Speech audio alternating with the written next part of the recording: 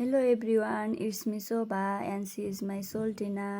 यो चाहिँ मेरो फर्स्ट मिनी भ्लग हो। हामी चाहिँ रुममा बस्दा बस्दा बोर लागेर पानीपुरी खान जाऊँ न त भनेर पानीपुरी खान हिँडेको। अहिले चाहिँ हामी यहाँ नयाँ खुलेको फुटसल लिएर आइपुग्यौँ। यहाँनिर चाहिँ अहिले फुटसल खेल्दैछन्। एकछिन हामी फुटसल खेलेको हेऱ्यौँ, भिडियो बनायौँ, अनि त्यसपछि फेरि हामी आफ्नो बाटोतिर लाग्यौँ।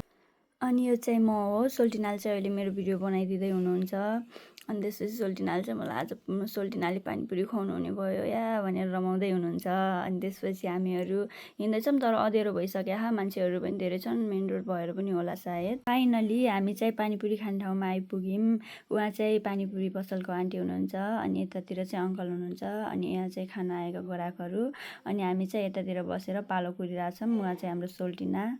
फाइनली अङ्कलले चाहिँ अब हाम्रो लागि पानीपुरी तयारी गर्दै हुनुहुन्छ। अनि सोल्टिनाले चाहिँ हामीले खाने पानीपुरी हो भनेर सिकाउँदै हुनुहुन्छ। अङ्कलले पानीपुरी हाल्न सुरु गर्नुभयो। अनि त्यसपछि पानीपुरी कचौरामा राखिदिनु भयो। सोल्टिनाले चाहिँ पानीपुरी खाँदै हुनुहुन्छ, अनि प्लेट चेन्ज गर्नुभयो। पानीपुरी खानुभयो सोल्टिनाले।